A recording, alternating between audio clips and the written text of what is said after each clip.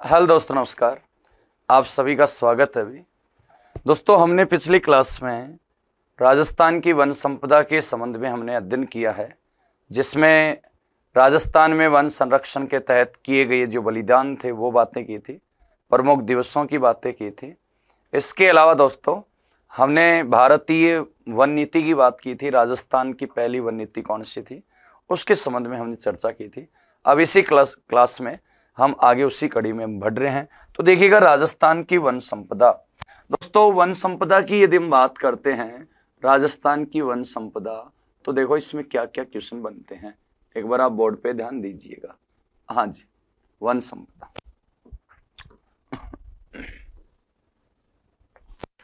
दोस्तों, भारतीय वन्य जीव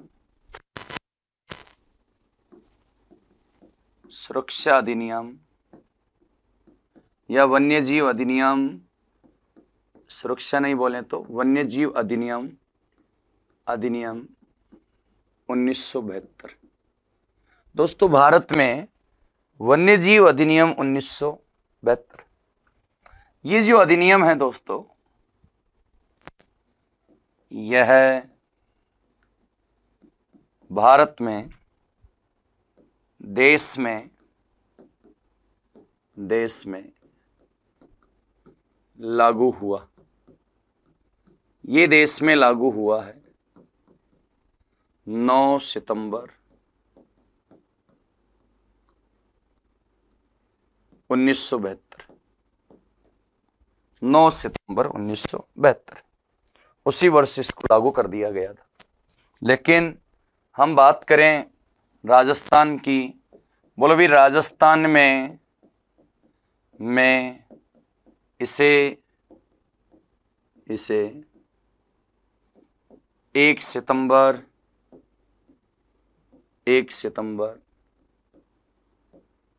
1973 को लागू किया गया।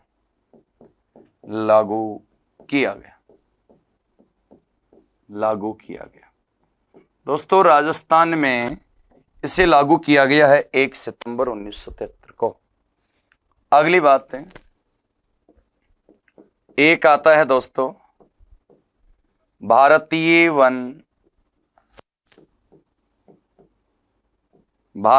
वन संरक्षण अधिनियम, भारतीय वन संरक्षण अधिनियम 1980। दोस्तों, एक अधिनियम और बना था हमारे, जिसका नाम क्या है बताइएगा? भारतीय वन संरक्षण अधिनियम 1980। इसकी बात करें दोस्तों, इसी अधिनियम के तहत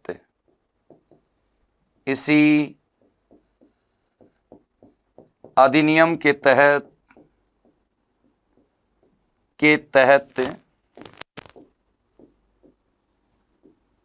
1 जून 1981 को देहरादून उत्तराखंड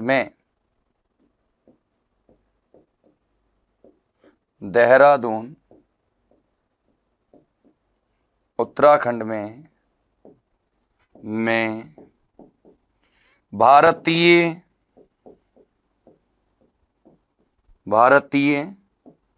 वन सर्वेक्षण संस्थान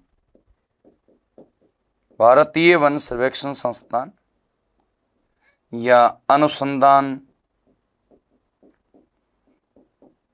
भारतीय वन अनुसंधान संस्थान, सर्वेक्षण संस्था की जगह अनुसंधान संस्था स्थापित की गई दोस्तों।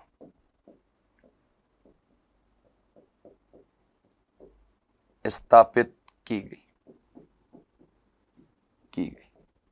दोस्तों। इस संस्था का, ये जो देहरादून वाली संस्था है, तो देखिएगा दोस्तों, देहरादून संस्थान का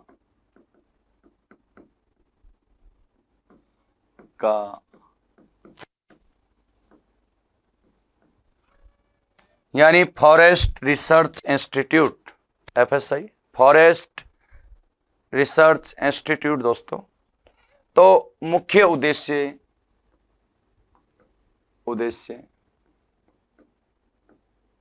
प्रति 2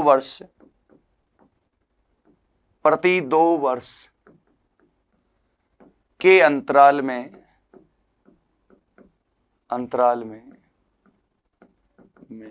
वनों की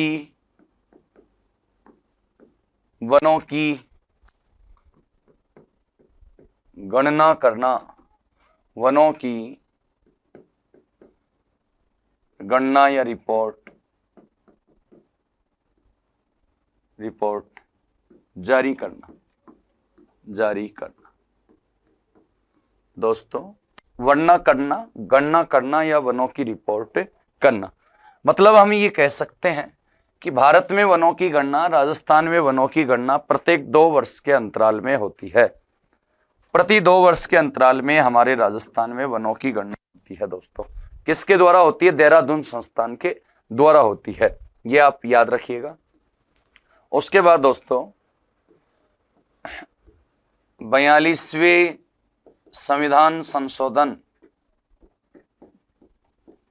42वें संविधान संशोधन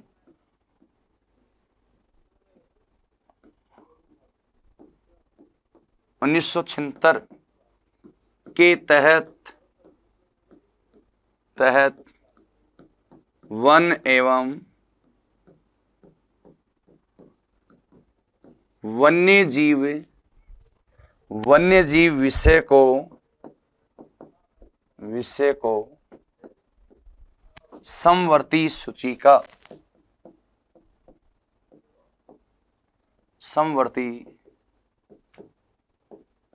सूची का विषय बना दिया गया।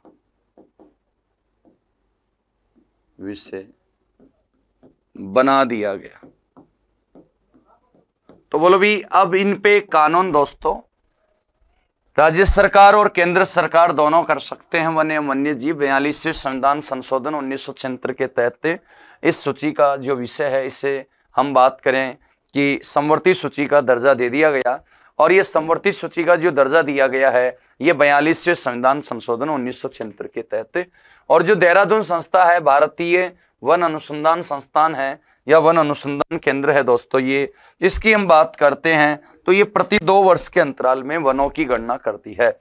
और पहली रिपोर्ट 1987 पहली रिपोर्ट जारी की है इसने, पहली रिपोर्ट जारी की। और वो जारी की है दोस्तों, कब की है? तो ये जारी 1987 ईस्वी में जारी की। तब से लेके आज तक प्रत्येक 2 वर्ष के अंतराल में वनों की गणना होती है दोस्तों। चलें भी आगे, अगली बात नेक्स्ट करें तो देखिएगा दोस्तों, अगली बात करें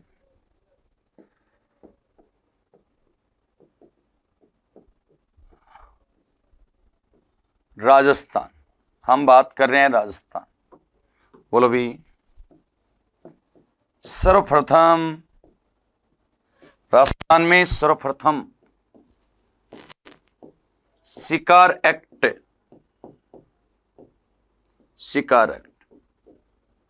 1901 ईस्वी में टोंक रियासत द्वारा शिकार एक्ट लागू किया गया दोस्तों, ने लागू किया। शिकार एक्ट यानी शिकार पे पूर्णतः प्रतिबंध। शिकार पे पूर्णतः प्रतिबंध दोस्तों, शिकार पर पूर्णतः प्रतिबंध,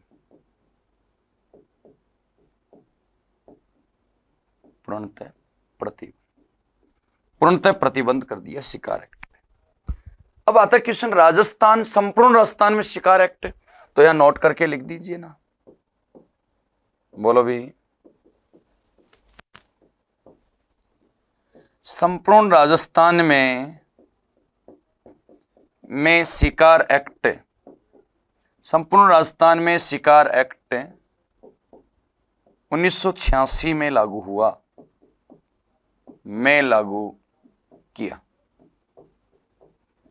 पूरे राजस्थान में जो शिकार एक्ट है वो 1986 में लागू किया गया दोस्तों। अगली बात करें हम, राजस्थान में सर्वप्रथम वन संरक्षण की योजना, वन संरक्षण की योजना 1910 ईस्वी में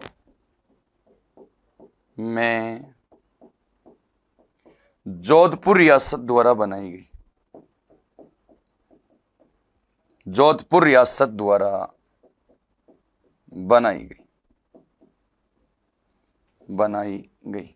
दोस्तों, राज्य में शिकार एक्ट टोंक रियासत ने लागू किया और वन संरक्षण, वनों की कटाई पर पूर्णतः प्रतिबंध जो लागू किया गया है टोंक जोधपुर रियासत द्वारा 1910 में। और वन एवं वन्य जीव विषय वर्तमान में समवर्ती सूची का विषय है। आगे देखो, राजस्थान में सर्वप्रथम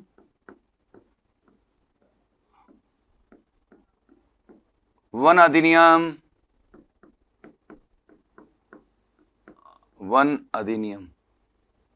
सर्वप्रथम वन अधिनियम पारित लागू करने वाली रियासत,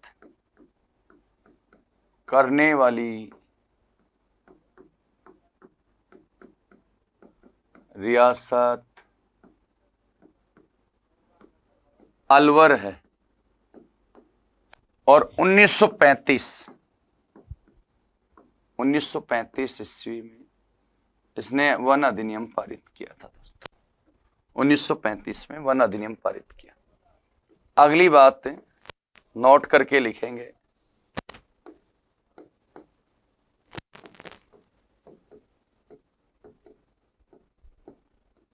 स्वतंत्रता के पश्चात दोस्तों सबसे पहले वन अधिनियम अलवर रियासत ने बनाया 1935 में, बिल्कुल भी। अब आ रहा है कि स्वतंत्रता के बाद राजस्थान में वन अधिनियम लागू हुआ है तो वो 1953 लागू हुआ। फिर आजकल अभी वर्तमान में कौन सा वन अधिनियम है, तो वर्तमान में जो वन अधिनियम है दोस्तों वो 2014 है। और कब लागू हुआ है तो देखिएगा, अभी बात कर लेंगे। तो बोलो भी, स्वतंत्रता के पश्चात राजस्थान में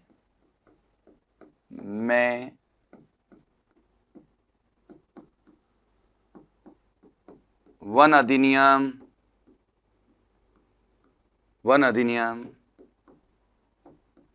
1953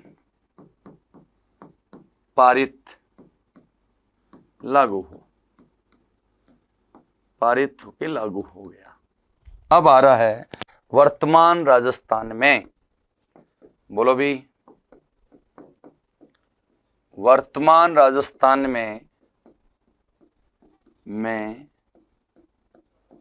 वन अधिनियम, दोस्तों वर्तमान समय में वन अधिनियम 2014 पारित है,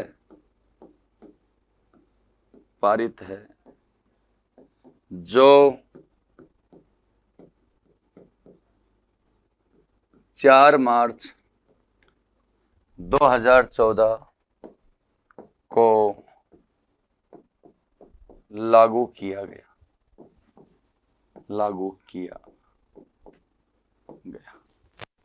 2014 को ये लागू किया गया है दोस्तों। तो अपने राजस्थान में वन अधिनियम कब लागू हुआ, कब पारित हुआ, यह आप लोगों को पता होना चाहिए। अगली बात करें,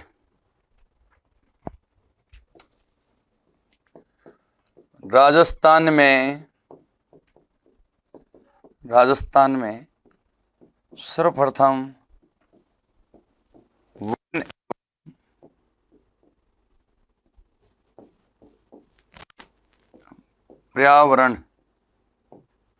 वन एवं पर्यावरण कानून बनाने वाली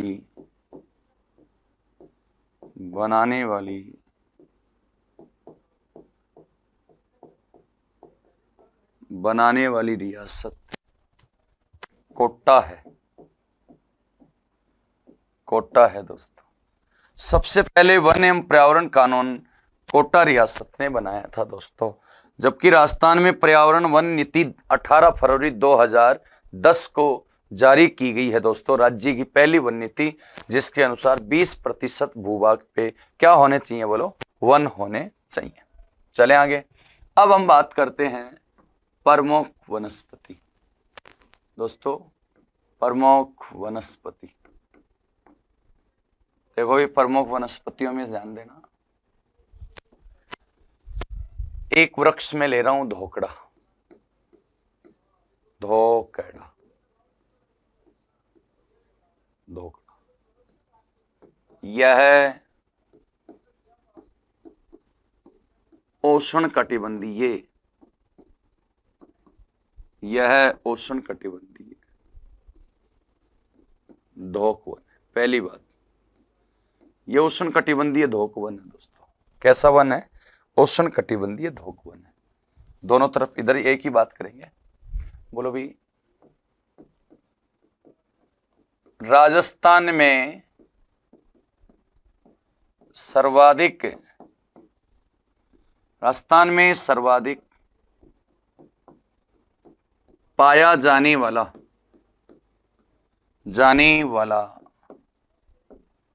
वन यही है।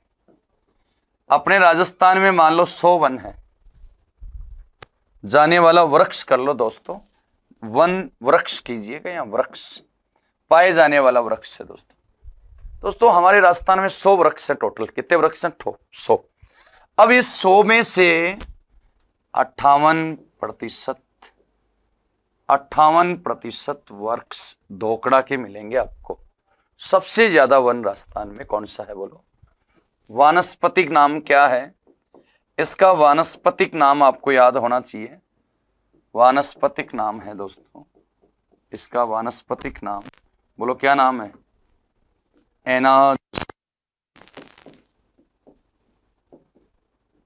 एनाजिस पेंडुला, इसका वानस्पतिक नाम होगा एनाजिस पेंडुला। उपयोग, इसका उपयोग करते हैं दोस्तों जलाऊ लकड़ी, कोमा,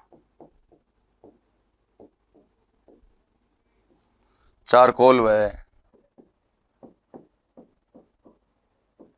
कोयला बनाने में, कोयला और जलाऊ लकड़ी बनाने में इसका यूज किया जाता है। आगे दोस्तों, यह राजस्थान में सर्वाधिक, ये राजस्थान में सर्वाधिक पाया जाता है। तो दोस्तों 2 जगह ये हमारे राजस्थान में पाया जाता है। एक आएगा रामगढ़ विषधारी, रामगढ़ विषधारी अभ्यारण्य। बूंदी सबसे ज्यादा मिलेगा रामगढ़ विषधारी अभ्यारण्य। और कब पाया जाता है दोस्तों? ये पाया जाता है करौली जिले में, करौली जिले में, मतलब जिले की बात करें तो करौली में, और यदि हम बात करें इसके संबंध में दोस्तों तो वो पाया जाता है रामगढ़ विषधारी अभ्यारण्य में। सबसे ज्यादा राजस्थान में ये पाया जाता है। चलें आगे, अगली बात करें हम, नेक्स्ट चर्चा करें, अगली बात करें दोस्तों तो वो आता है आपका खेजड़ी। सुन लेना एक बार, तुलनात्मक अध्ययन बात कर रहे हैं दोस्तों। यह उष्णकटिबंधीय,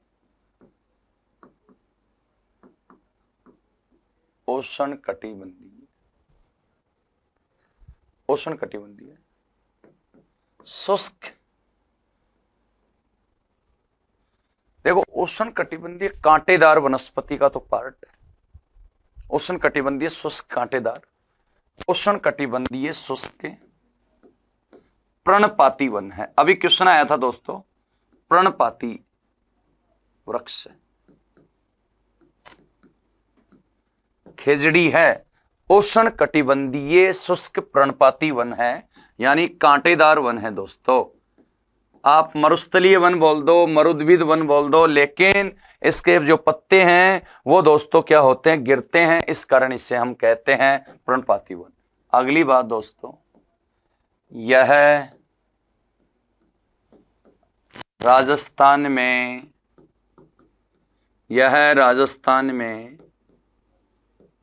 सर्वाधिक भूभाग पर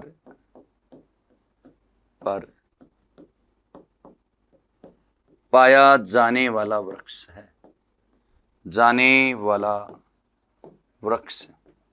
दोस्तों ये सर्वाधिक भूभाग पे पाया जाने वाला वृक्ष है। अपने राजस्थान में सबसे ज्यादा एरिया वाइज सबसे ज्यादा ये पाया जाता है, याद रखिएगा।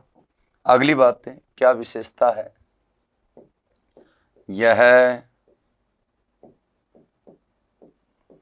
मरुद्भिद नहीं बोले तो कांटेदार नहीं बोले तो जीरोफाइट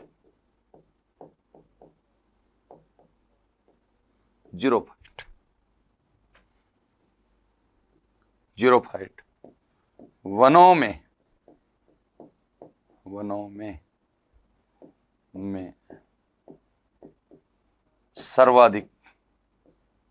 सर्वाधिक है, उसमें सबसे ज्यादा यही मिलेगा दोस्तों। अगली बात, वानस्पतिक नाम।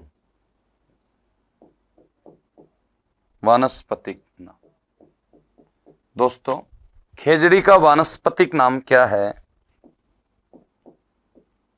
प्रोसेपिस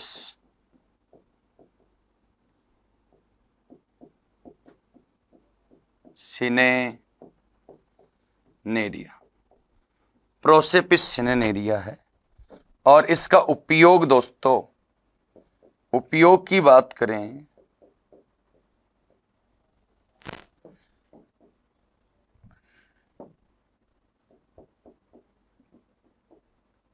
धार्मिक कार्यों में,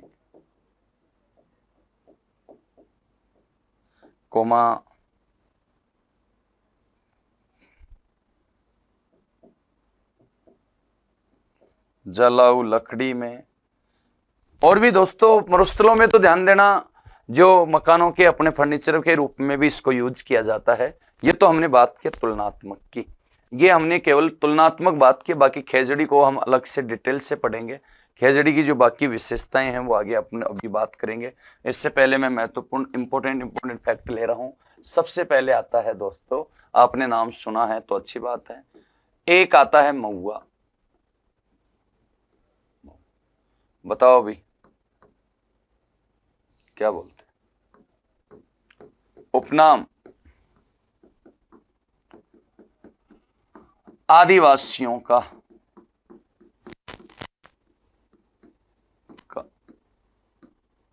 कल्पवृक्ष। आदिवासियों का कल्पवृक्ष, आदिवासियों का क्या बोलते हैं दोस्तों, कल्पवृक्ष इसको बोलते हैं। और यदि हम बात करें, बोलो भी, इससे भील कह दीजिए या आदिवासी,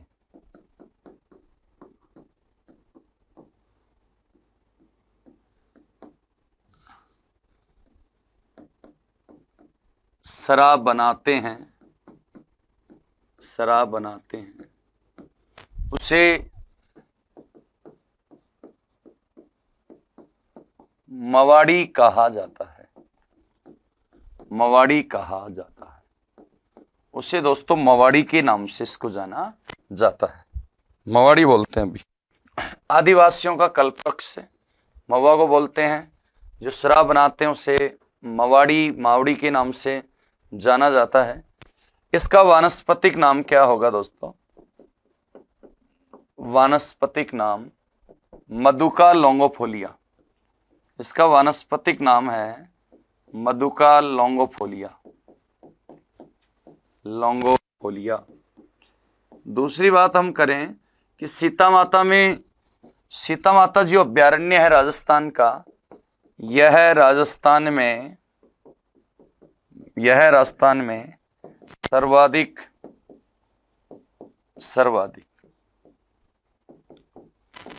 दक्षिणी राजस्थान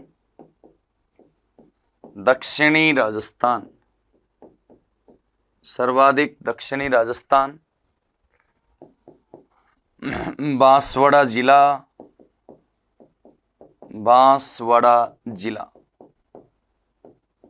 सर्वाधिक सीता माता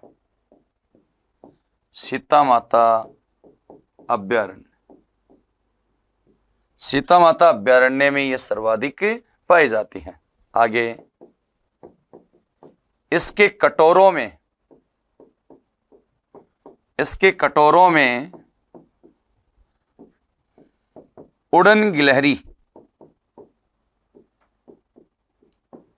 उड़न गिलहरियां निवास करती हैं। उड़न गिलहरी है दोस्तों, वो महुआ वृक्ष के कटोरों में निवास करती है। तो उड़न गिलहरी सीता माता में है, तो सीता माता में सबसे ज्यादा पाया जाता है। याद रखिएगा, मधुका लोंगोफोलिया इसका वानस्पतिक नाम है। अगली यदि हम बात करें दोस्तों, तो अगला आता है तेंदु। मोस्ट है भाई तेंदु।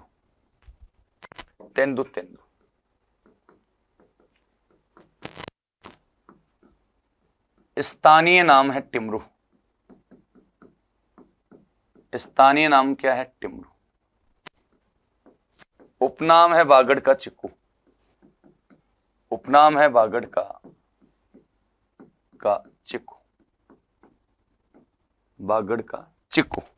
बागड़ का चिक्कू कहते हैं, स्थानीय भाषा में से टिमरू बोलते हैं। और यह भारत की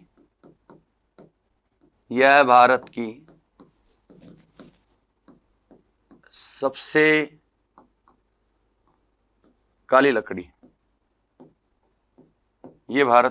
काली लकड़ी।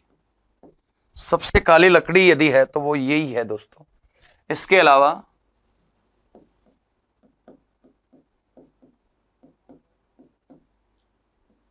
वानस्पतिक नाम क्या नाम है?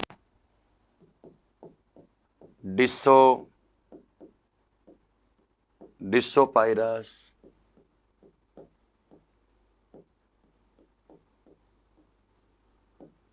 मेलानोक्सोलन। चलो इसको नीचे लिखते हैं, डिसोपाइरस मेलानोक्सोलन।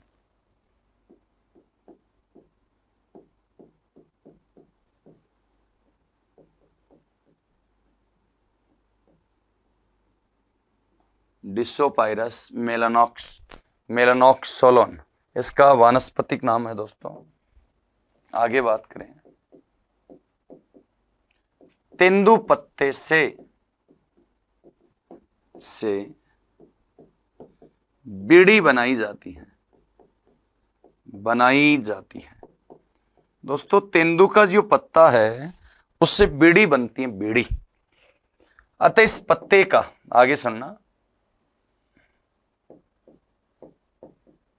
तेंदु पत्ते का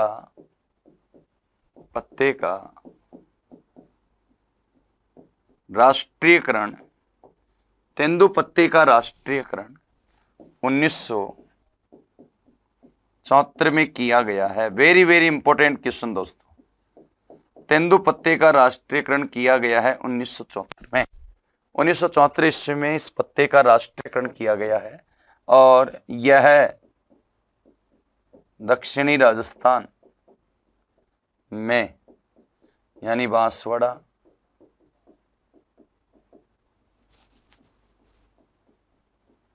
डूंगरपुर, उदयपुर में पाया जाता है। तो दोस्तों तेंदु के अलावा महुआ वृक्ष मोस्ट है, ध्यान दीजिएगा दोस्तों, बहुत बार एग्जाम्स में क्वेश्चन आए हैं। अगली बात करते हैं, अगला आता है प्लास। वेरी वेरी इंपॉर्टेंट फैक्ट है। प्लास क्या है तो सुनिएगा। प्लास की यदि हम बात करते हैं दोस्तों, बोलो भी, पूर्वी राजस्थान में इसे डाक यानी खाखरा कहा जाता है।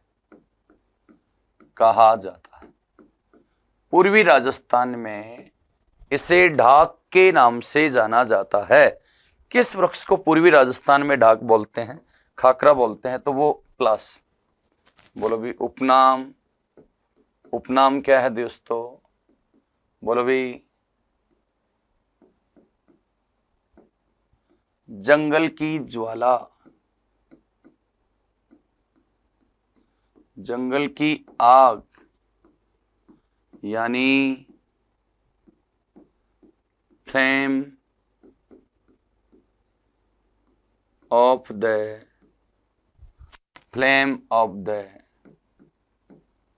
Forest, flame of the forest, इसे ही कहा जाता है फ्लेम ऑफ द फॉरेस्ट। वानस्पतिक नाम दोस्तों इसका ब्यूटिया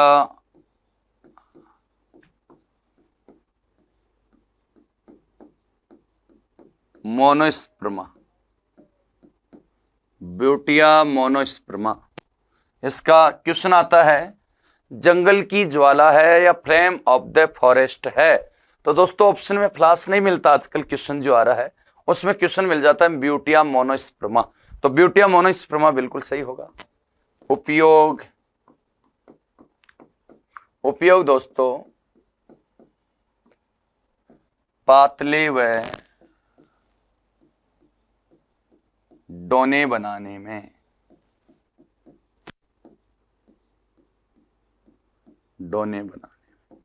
पत्तल और डोने बनाने में किया जाता है इसका यूज। अगली बात, यह राजस्थान में दक्षिणी राजस्थान एवं पूर्वी राजस्थान में पाया जाता है। दक्षिणी एवं पूर्वी राजस्थान में पाया जाता है। अगला है दोस्तों, प्लास हो गया, अगला है एक खेर। कौन सा खेर? बोलो भी दोस्तों, वानस्पतिक नाम, इसका जो वानस्पतिक नाम होगा वो होगा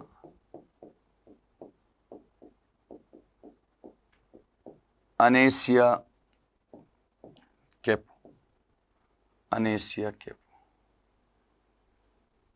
इसका वानस्पतिक नाम अनेसिया कैपो है। बोलो भी, इससे कथोड़ी जनजाति कत्था तैयार करती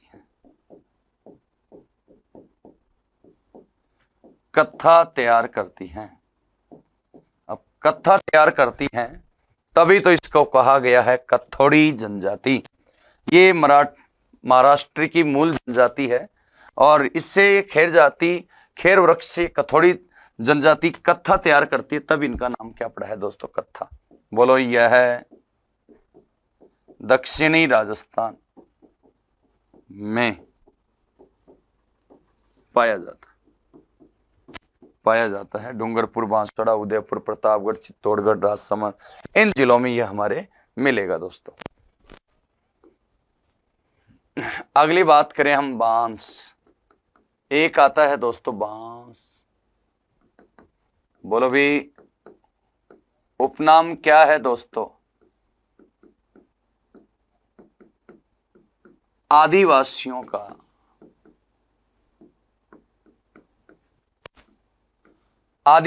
का हरा सोना।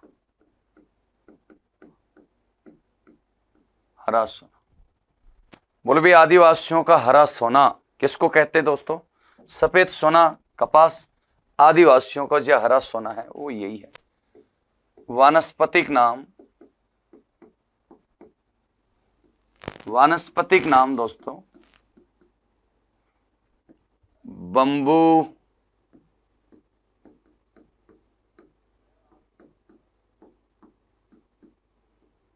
बम्बूसोइडिया। वानस्पतिक नाम आएगा बम्बूसोइडिया। बोलो दोस्तों, यह विश्व की सबसे लंबी घास है। बांस विश्व की सबसे लंबी घास है और इसे घास के दर्जे में शामिल किया गया है। बांस को घास का दर्जा दिया गया है दोस्तों। यह राजस्थान में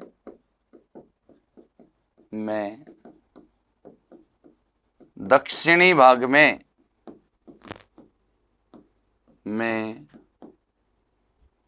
बहुतायत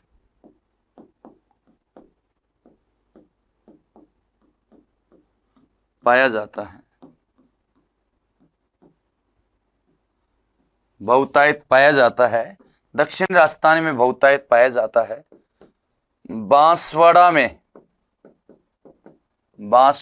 ऐसे कहते हैं दोस्तों कि बांसवाड़ा में बांस की अधिकता के कारण ही तो बांसवाड़ा नाम पड़ा है, या बांस या भील। तो बांसवाड़ा में बांस की अधिकता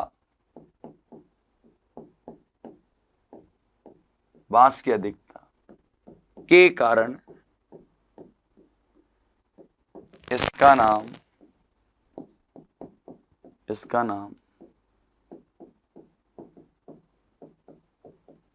बांसवाड़ा पड़ा। इसका नाम बांसवाड़ा पड़ा। तो दोस्तों, बांसवाड़ा का नाम बांस की अधिकता के कारण पड़ा है, याद रखिएगा। चले भी अगला यदि हम बात करते हैं तो अगला आता है दोस्तों रोहिड़ा। रोहिड़ा क्या है सुनिएगा। रोहिड़े की बात करें, बोलो भी उपनाम। दोस्तों उपनाम क्या है, रोहिड़ा क्या बोलते हैं?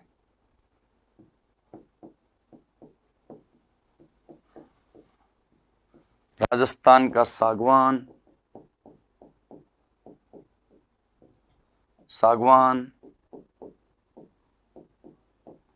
मारवाड़ की टीक,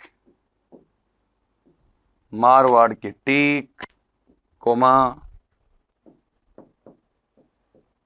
राज्य वृक्ष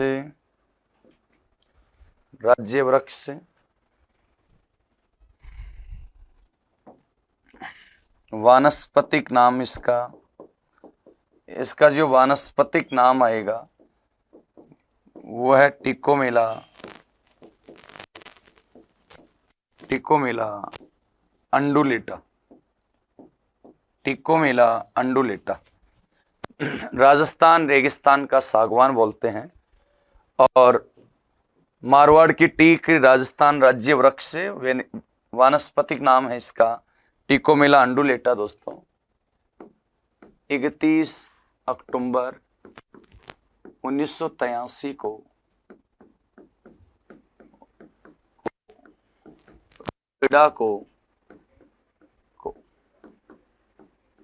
राज्य, पीछे क्या लिख दिया भाई, राज्य, इसको करना, यहाँ पे आएगा पुष्प, राज्य पुष्प का दर्जा दिया गया।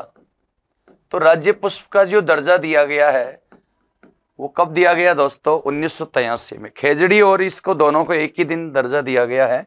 अतः राजस्थान का जो राज्य पुष्प है वह खेजड़ी नहीं बल्कि रोइडा है। रोइडा की जो पुष्प है वो चैत्र में आते हैं, चैत्र माह में, बसंत ऋतु में, मार्च अप्रैल माह में ये पुष्प आते हैं। यदि हम बात करें कि रोहिड़ा के पुष्प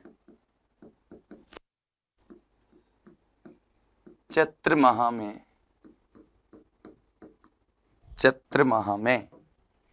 में हिरमिच के जैसे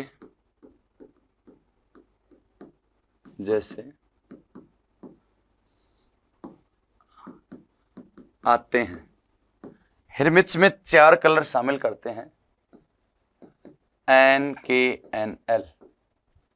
दोस्तों NKNL नारंगी, केसरिया, नीला और लाल। नारंगी, केसरिया, नीला और लाल, इन 4 कलरों का जो समूह है ये आते हैं दोस्तों चैत्र माह में। और चैत्र नहीं है तो बसंत ऋतु। बसंत ऋतु में इनके ये पुष्प अंकुरित होते हैं। तो याद रखिएगा, राजस्थान में जो रोहिड़ा के वृक्ष हैं दोस्तों वो चैत्र महीने में आते हैं, बसंत ऋतु में आते हैं। अगली बात करें हम, एक आता है, आपने नाम सुना है, उसका नाम है सहतूत। सहतूत दोस्तों इससे कृत्रिम रेशम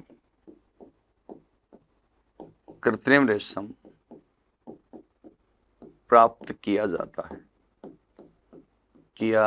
है। मतलब सहतूत के वृक्ष से कृत्रिम रेशम प्राप्त किया जाता है। एक जो प्रमुख वनस्पतियों की हम बात करते हैं उसमें दोस्तों एक आती है, आपने नाम सुना है, दूब। इसका नाम सुना है दूब। ये क्या है दोस्तों? मांगलिक अवसरों पर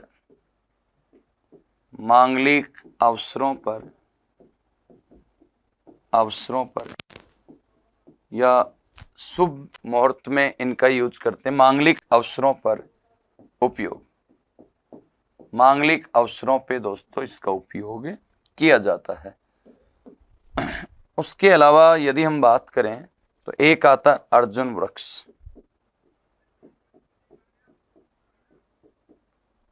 अर्जुन वृक्ष दोस्तों इस पर रेशम कीट पालन किया जाता है। रेशम कीट पालन किया जाता है और उससे टसर विकास कार्यक्रम, जो कार्यक्रम चलाया जा रहा है कृत्रिम रेशम को बढ़ावा देने के लिए, तो वो ध्यान देना भी टसर विकास कार्यक्रम 1986 में राजस्थान के 3 जिलों में चलाया जा रहा है और वो टसर विकास कार्यक्रम है। तो मिलते हैं दोस्तों एक नेक्स्ट क्लास में। और ये हमने प्रमुख वनस्पतियों की बात की है। खेजड़ी की कुछ विशेषताएं मैंने आपको बता दी थी। इसके अलावा खेजड़ी की जो बाकी जो विशेषताएं हैं, उसका उपनाम क्या है, उसकी क्या विशेषताएं हैं, कितने पैसे का डाक टिकट जारी किया गया है, कहाँ पाई जाती है, वो बातें हम आगे नेक्स्ट क्लास में बात करेंगे। और ये रोहिड़ा है ना, रोहिड़ा सर्वाधिक, याद रखना दोस्तों, सर्वाधिक मिलेगा आपके पश्चिमी राजस्थान। ये बात हमने की, पश्चिमी राजस्थान में भी नागौर जिला, नागौर में ये बहुतायत पाया जाता है। तो आज के लिए इतना ही, मिलते हैं नेक्स्ट क्लास में दोस्तों, तब तक के लिए धन्यवाद दोस्तों।